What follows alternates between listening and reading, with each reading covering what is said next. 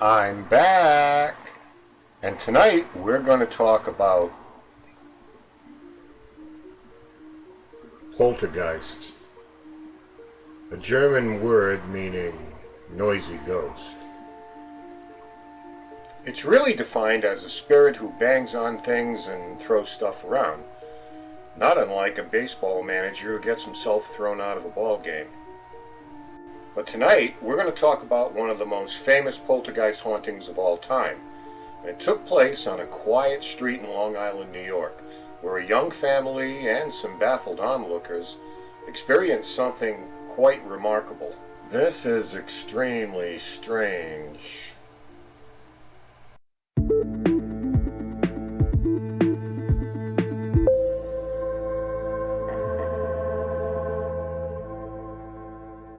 At around 3:30 p.m. on February 3rd, 1958, a 43-year-old man named James Hermann from Seaford, Long Island, New York, received a telephone call at work from his 38-year-old wife, Lucille.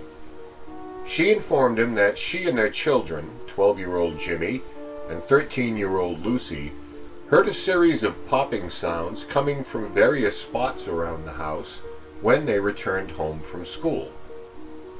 When they investigated their kitchen, they saw every bottle in the room, including milk, ketchup, and so forth, had popped their caps and emptied their contents all over the room. None of the spilled fluids were of the carbonated variety that might pop a cap under pressure.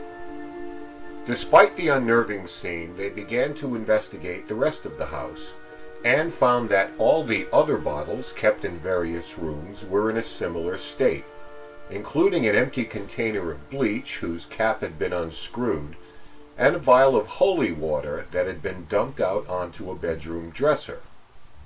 In the bathroom, a shampoo bottle and a container of medicine had also been emptied. None of the caps of that era were of the pop-top variety. None had corks, and all of them had to be unscrewed with 2 or 3 rotations to open.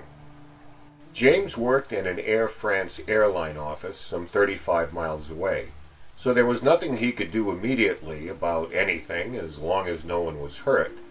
But by the time he arrived home at 7 p.m. that night, his initial thought was that perhaps young Jimmy, who was known to be something of a science nerd, was responsible for pulling an elaborate prank on the family, and he had rigged the bottles to pop by somehow altering their contents to pop off under pressure. Jimmy vehemently denied having done such a thing. James, remaining skeptical, pled with the family to remain calm and say nothing of what they had witnessed, thinking perhaps some teenagers got into the house and were trying to have a good laugh at the family's expense. 4 days later, on Friday, at approximately the same time as the first event, with the same people in the house, more bottles began to pop and move about.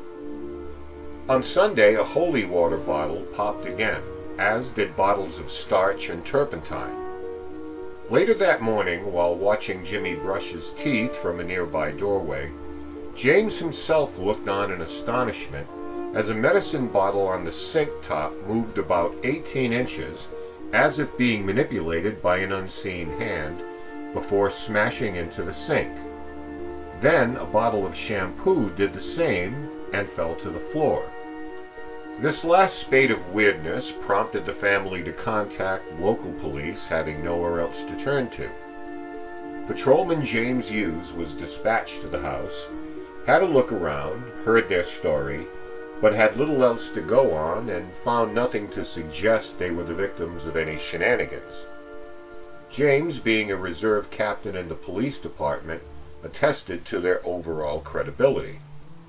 While questioning the family in the living room, the unmistakable sound of bottles popping in the bathroom interrupted the session.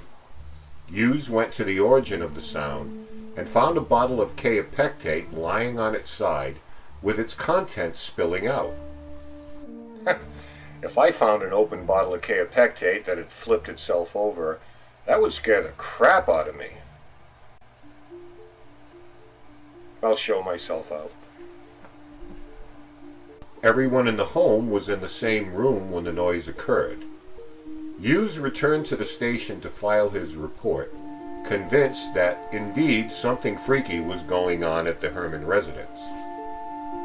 The case was assigned to Detective Joseph Tozzi, a young and keen-minded investigator who did not believe in the supernatural and felt strongly that the objects moving about the home and bottles popping were likely the work of human hands and not some invisible force causing mischief. Because the events seemed to take place in a certain area of the home, he posited that high-frequency radio signals might somehow be the cause of it all. A ham radio operator lived close by, but it was discovered he had not used the equipment for the last 3 years. In looking into possible common denominators, it was determined that in almost every case, one of the children or a vial of holy water were in close proximity to an event. The Hermanns, being devout Catholics, summoned a priest to the home to deliver a blessing.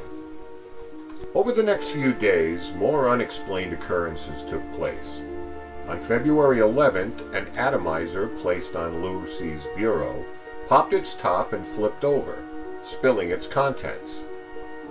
2 days later, another vial of holy water on James and Lucille's bureau tipped over and spilled out onto it. This was now the 3rd time a container of holy water was disturbed. 2 days later, another vial of holy water on James and Lucille's bureau tipped over and spilled onto it. This was the 3rd time a container of holy water was disturbed. 2 days after that, the same bottle of holy water spilled once more, and upon hearing the sound, James rushed into the room and, picking up the bottle, found it warm to the touch. A check of other bottles in the house found them at normal room temperature. That same night, at around 7:40 p.m., Father William McLeod arrived at the Hermanns' house as requested to conduct a house blessing in an attempt to calm things down.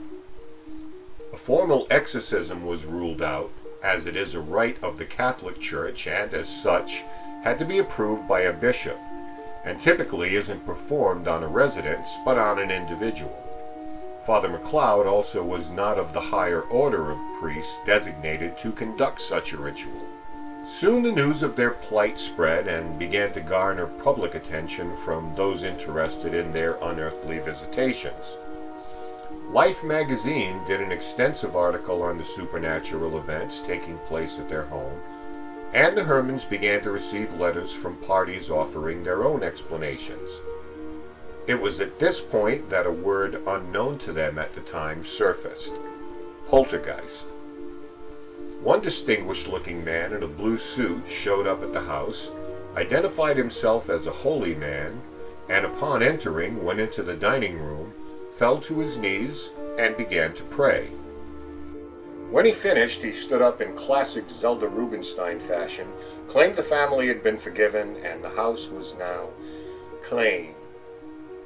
A woman from Revere, Massachusetts wrote to them, claiming she had something very similar that occurred at her house, with tables, easy chairs, and an artificial fireplace all flying about the room. She went on to explain that the cause was a downdraft from her chimney, which was fixed by the installation of a metal chimney cap. Detective Tozzi called the woman to get more detail and to judge her credibility. He found her to be believable, and the Hermanns followed her advice by installing their own rotating chimney cap on their house. On Monday night, February 24th, Tozzi was inside the house when a porcelain figurine in the living room flew off a table and smashed itself against a desk. A cousin of the Hermanns who was visiting, Marie Murtha, also witnessed this happening. That same night, a desk bureau fell forward onto its face right in front of one of the kids. Convinced no one in the home was responsible, Tozzi embarked on an investigation that would be the envy of most modern ghost hunters by measuring relative humidity, electrical or radio disturbances, surveying the property geologically with a Long Island lighting company setting up an oscilloscope in the basement to detect underground vibrations, and researching the possibility of sonic booms from jets passing overhead, causing some sort of similar vibrational disruption. The Air Force vehemently denied that prospect. The presence of anomalous magnetic fields was floated as a potential theory, but none of these efforts yielded a plausible explanation for the activity. Ha! Why does this guy not get his own show? This cop's a paranormal rock star. A physicist named Robert Zeider, using a wooden dowsing stick, told the Hermanns that the house was built on multiple streams of water and that this could be the reason for their issues. Earlier, he had been present when Jimmy's bookcase turned itself upside down and a picture had lifted and fallen off a wall. As the activity continued, psychologists were contacted to speak with Jimmy and Lucy, but their efforts failed to supply any clue as to the source of the occurrences, as both were deemed to be truthful and mentally and emotionally stable. Reasonable explanations remained elusive at that point. The activity continued, and on February 20th, a bottle of ink popped its cap and flew against a wall. Shortly thereafter, another figurine shot from its perch and smashed against a desk. Then a heavy sugar bowl flew off the dining room table with Detective Tozzi in close proximity. He was certain at that point no one present was responsible for this. The following night, having seen enough, the Hermanns decided to spend the night at a relative's house. In that time, nothing happened at the house or at the relatives. They returned home 2 days later, and almost immediately, the sugar bowl again flew off the dining room table, this time smashing in pieces when it hit the floor. At 7:30 a.m. 2 days later, an 18-inch tall plaster statue of the Virgin Mary flew from one end of the room to another, a distance of 12 feet, hitting a mirror and denting its frame, but not breaking the glass. The letters continued, many now coming from the fringe element, with theories that they were being visited by beings from outer space, or suggesting burning sulfur to drive the ghosts away. Detective Tozzi would screen the letters, looking for clues to determine if perhaps one came from the perpetrator of the incidents. Some came from people looking to take advantage of the situation by offering to buy the house for pennies on the dollar, while others inquired whether admission might be charged to have a look around. The Hermanns began to field an average of 75 phone calls a day, many of which were of either the crank or angry nature, with cries on the other end telling them to repent, as they had somehow strayed from their faith and deserved what they were getting. Days later, on February 24th, a heavy bureau fell face first to the floor in young James' room, with Detective Tozzi present, and the following night, while James was doing homework in the basement, a phonograph player flew off its table and landed 15 feet away. At this point, the bright and studious boy became the main suspect, as he was present for most of the events, and the public fanned those flames as more of the incidents became public record by making the papers.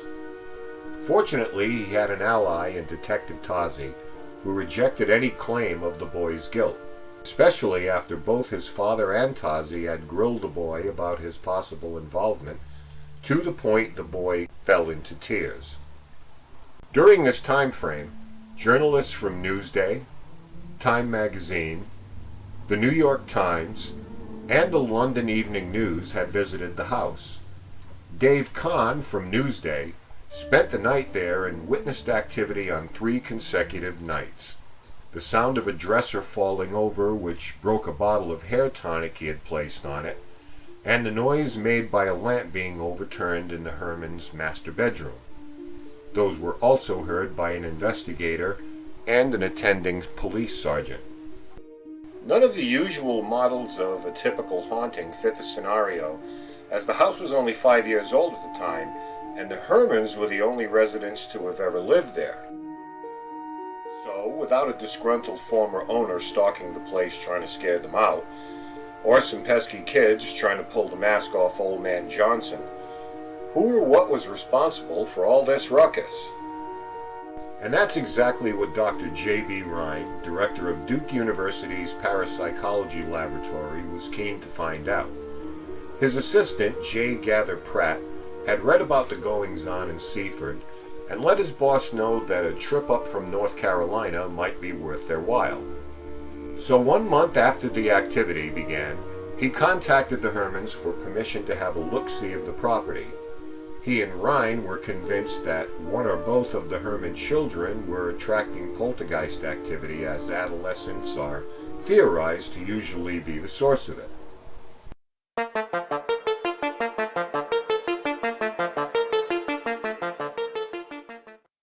Now, as I mentioned before, the term poltergeist was pretty much limited to scientific and parapsychological theory at that point in time.